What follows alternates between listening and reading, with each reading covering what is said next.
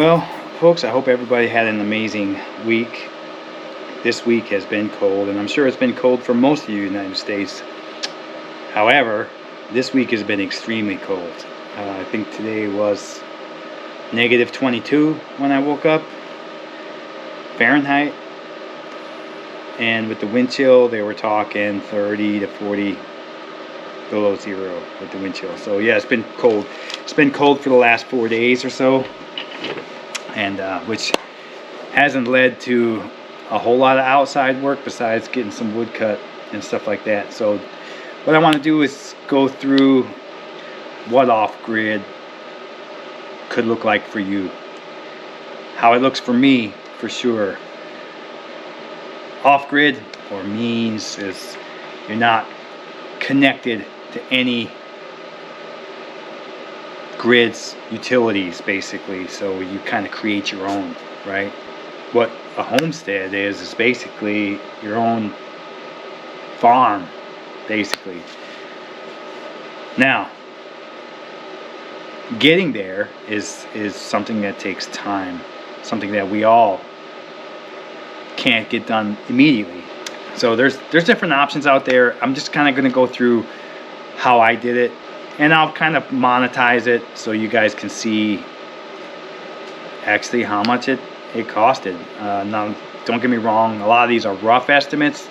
Do I have every receipt from everything that I've done? No. So there's going to be a few things that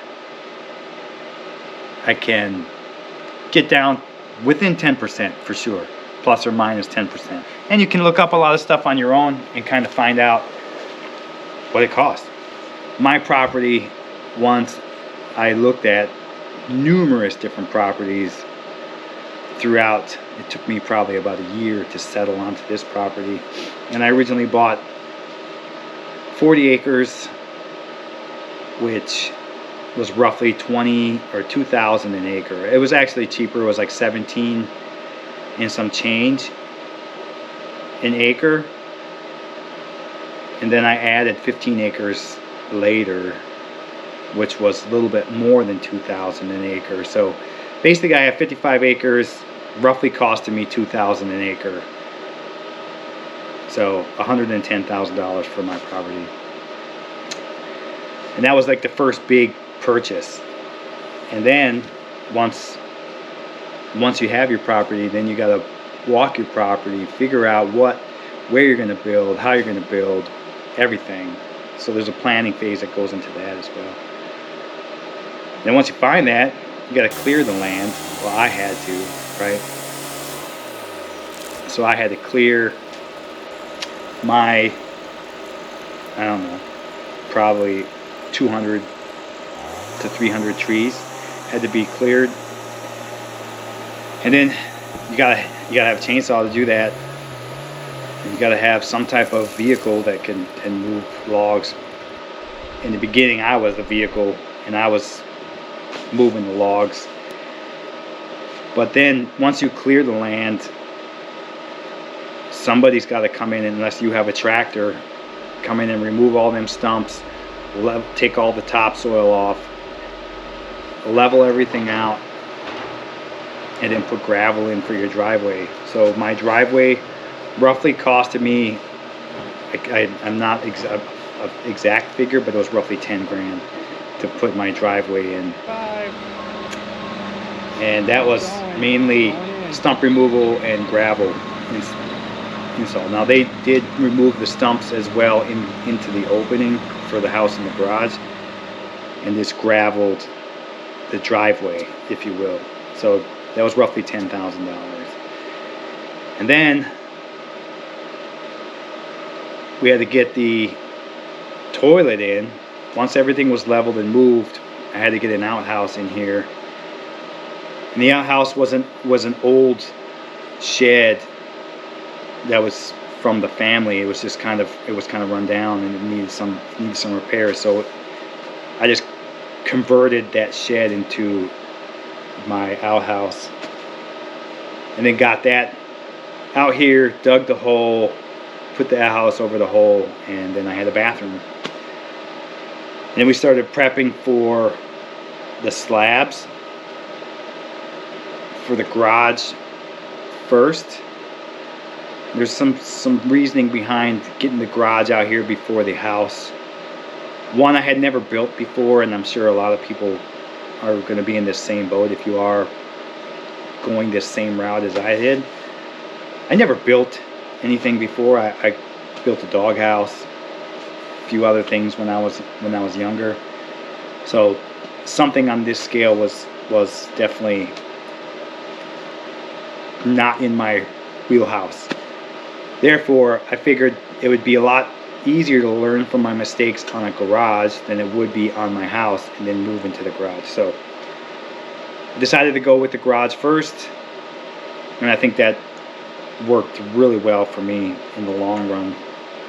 And we started getting the slabs ready, with the slab ready for the garage. And at that point, I knew for a fact I was going to do underfloor heating with a wood boiler. Like I had that planned out prior to putting everything in here. So coming in with a plan really worked. So once the forms were in and once they had everything ready to pour concrete, I went ahead and laid the foam and the tubing for the underfloor heating in the garage, which has been nothing but great. I'm telling you right now, it's right now it's 7 below zero, and we're sitting at 72 degrees inside the house. But the garage slab, once we got the concrete in for the garage, the slab itself, I want to say was, I do have that invoice somewhere, but it was like 10,700. So we'll just say 11,000 for the slab itself. And then the tubing that went into that, that's another added expense. And I want to say that tubing, I don't have a receipt for that. That was 3/4 inch tubing. I had 900 feet of it, probably 1,000 feet of it, but we only used 900 for the garage itself. And I want to say that was probably another 1,000, at least $600 to $1,000 for that tubing that ran into the floor. Now the house slab was a little bit different. That tubing was probably about $600, and I just bought 1,000 feet of it, a 1/2 inch, or maybe it was more. Yeah, it was 1,500 feet of tubing for the house, and that slab costed $16,000 for that slab, and then another $600 for the tubing. Plumbing, had the plumber come in, dug that all out, put that plumbing in. That was about $2,500 for that plumber to come in. And then once the septic goes in, it's not in as of now, but that plumber did give me a estimate of $7,500 for the septic system. Now, I don't know what the total is off of that right now, but that's a lot. I mean, we're talking quite a bit of change. I'll kind of do some additions, and I'll put it up in this corner right here, right there. For what we're at right now, the cost of the garage, I kind of designed the garage in the store and then bought everything immediately for the garage, and I want to say that was $33,200 or $32,000. Excuse me, $32,000 for everything. For the siding, for the trusses, for the metal roof, the garage doors, the windows. That went for everything. So it was $32,000 for that, probably with some change. And then wiring, fixtures, light fixtures, light switches, all that kind of jazz. That probably ran me about $1,000 to get, maybe a little bit more, plus or minus, maybe $1,100 to get all that stuff. $2,000 worth of insulation went in here. Drywall, I spent probably about $900, and we are not done with drywall at this point. And then the house, I've already bought everything. for the exterior, interior walls, roof, trusses, windows, doors, all that has been done, and that costed me $48,000. And then there's a few added prices. That one, there's a design fee that's not in there. So yeah, that I had to pay a designer to draw up the house, which was I think $1,500. All the permits that you have to pull, that's another $2,000 for permits, which was yeah, not fun in the long run. And that's not done. We still need insulation, we still need drywall, we still need all the light fixtures, we still need bathtubs, all that jazz. So there's a lot more that's going to go into that. Something to be off grid, you need to have electricity, right? So what I'm using for electricity is my solar system. The solar system, bare bones, what they sent me was $15,000. $14,885 plus tax. So probably a little bit more than $15,000. And then you add in all the connectors, the wires from the panels in here, all the wiring that you can see back here doesn't come with it. Like these wires came with the batteries, but or say the negative and positive came with the batteries, but everything else, all the wiring doesn't come with the package that you buy. Now maybe other companies do offer a wire package and maybe add it on, but so with the extra connections, the combiner boxes, and the wires that I had to buy in here, that's a easy $1,500 to $2,000 worth of equipment. The combiner boxes are roughly $100 a piece, and I got 2 of them. I bought 500 feet of wire. That was the first time. I ended up buying another 500 feet, as you well know if you watch the videos. But I only gonna put that one set of wires in. And then you got the panel racks out there. The panel racks I built myself, came up with my own design. That saved me some money because panel racks are definitely expensive. However, who knows how long these are going to last. They're made of wood. Most panel racks are metal, and they withstand years and years of being out there in the weather. We'll see how long these last. So, but them panel racks costed roughly $900 to $1,100. So about $1,000 plus or minus 10%. And you know, I think they're working. Whatever's out there has been great. I have had 0 issues with what's going out there. And then with any type of off-grid power system or electricity system, you're gonna have to have a backup generator no matter what. There are so many days where it's just not sunny, or the winter is, the days are so short up here. Now where you live might be completely different, and you just got to take that into consideration. But I guarantee you at some point in time with the solar system, there's going to be a need for that generator at some point when you're using it. Now the generator for my generator, I ended up going with a decent sized generator, which was about $900. Maybe not. It might have been $750. Now one suggestion, I have a gas generator. If I were going to suggest anything for your solar, if you have the money, I would go with a diesel generator, something a little bit bigger, something that is going to last a lot longer. A diesel generator is going to last a lot longer than these gas generators are. But if you don't have the money for a big diesel generator, like I didn't want to spend that, my next purchase will definitely be a generator that runs off of propane.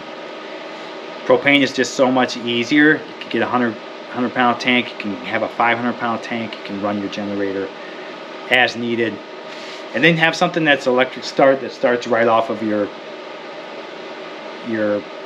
your solar system can start it up as soon as the batteries need it. There's a lot of different ways to do it. Mine doesn't. I have to go out there and start it up physically, constantly. And then once you got your electricity kind of handled, you're going to need water. So you're going to have a well. And the well, or you could use a rain collection system, however you deem. I went with a well. The well is just a way better concept to me than it is to try to collect water or get water from somewhere. I don't think for me the well is just the way to go. In some places you may not. I watch a lot of off-grid YouTube channels that just can't get a well in where they're at, so they have other ways of getting that water. For me, it was more practical to have a well. Now for me, that well costs roughly $10,000. Now there's different packages in the well company that I used, so it could progressively get more and more depending on the pump and the filters you use. So that can definitely go up. As of right now, $10,000 is where I'm putting the well at. Now my well is not up and running yet either. It's just dug, and the lines are run from the well outside into the house slab as of right now.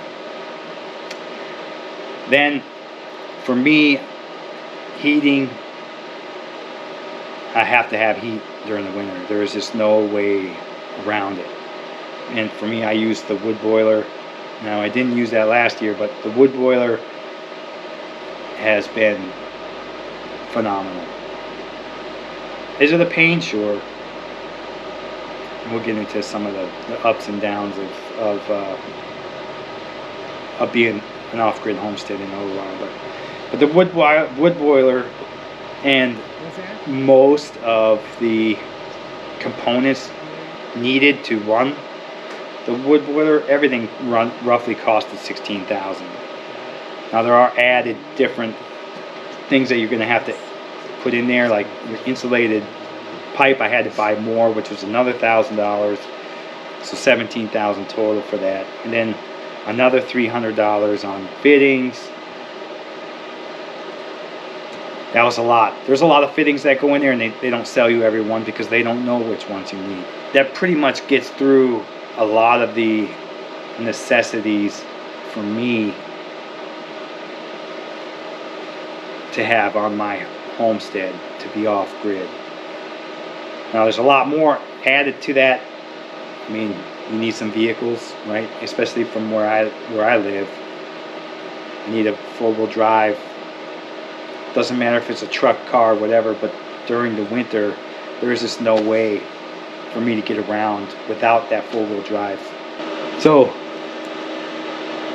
I mean, you can see it wasn't cheap going off grid. This was my dream, and this is what I wanted to do.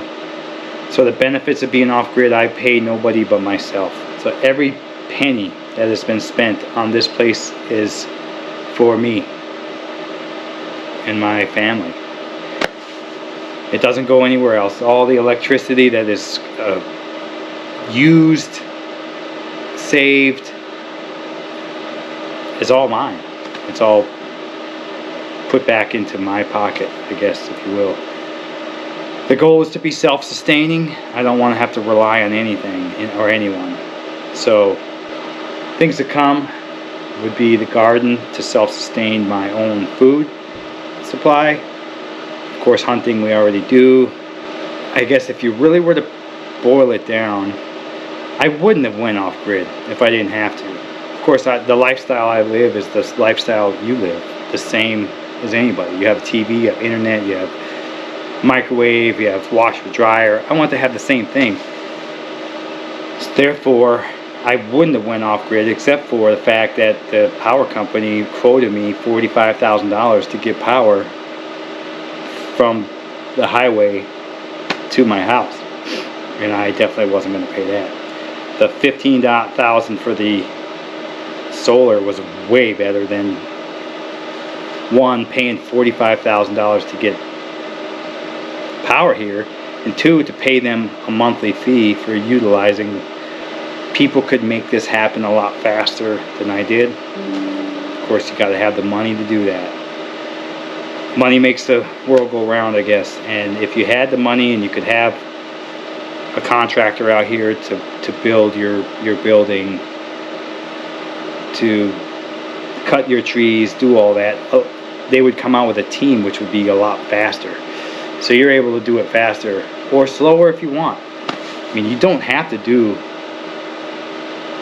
anything extravagant as what I have, and don't get me wrong, I don't think this is extravagant by no means, but it's to my liking. And I have niceties that you may not need, you know what I mean? You don't have to have a microwave. You could cook everything off of a stove and oven, and it could be a wood-fired stove if you really wanted it to be. I mean, it's completely up to you. That's the greatest thing about being out here in the woods, is what you want is what you get. And it can be anything. As long as you're willing to sacrifice some of the niceties, you could do this fairly cheap. Or, I mean, building the house is not cheap. I'm not trying to put that in any way, fashion, or form. I think I have a very small house. I have a 2-bedroom, 2-bathroom house. I don't know the square footage. It's a 32 by 42. So fairly small, 1,200 square feet. And it's still costing me quite a bit of cash to get this done. So, yeah. I hope this video will be found useful to some. I didn't have this in-depth of a video or a teacher when I started all this process. I kind of figured how much I would need to make sure it all happened. I think this is the lifestyle I've always dreamt of living. I hope this video helps people be prepared, maybe, if they want to push this agenda. But it wasn't cheap, it wasn't easy, it's still not easy. Every day is a chore. There's always things that need to be done. The stuff that you do buy, the tools, the vehicles, the equipment, everything has upkeep prices as well. So be aware. Your vehicles are only going to be as good as you can take care of them. And it goes with any piece of equipment. The generator, I already know, because one of my generators shit the bed already. So had to get a new one. Bad upkeep on my part. I failed, and I paid the price. So just know that whatever you do get has an upkeep charge. Any saw you get is going to need a new blade. Any drill you have is probably going to get busted and worn out. Any cordless stuff you have, batteries are going to wear. You're going to have a battery that lasts 5 minutes instead of 45 minutes. So just be prepared for that type of thing. And just live and love it. That's how I see it. Hope you all have a great week. I'll see you next week. If you enjoyed this type of video, please let me know in the comments. It's winter time. It's really hard to get out and do a whole lot of stuff. So I just want to have some type of content for you guys that is worthwhile. And I think that this video is worthwhile for me to get it out there, to kind of show what it takes to live off grid. The cost is no different than if you're trying to build a house in the city, for real. Unless you're building a tiny little wood cottage, log cabin, something that isn't, if you have logs on your property. There's a million ways to do it cheaper than I did it. But I'm trying to do it right, I'm trying to make it a lifelong lasting homestead. Hey, maybe one day my kids will want it after I'm long gone. Who knows? We'll see. But alright guys, peace out. Have a great week. I'll see you next week.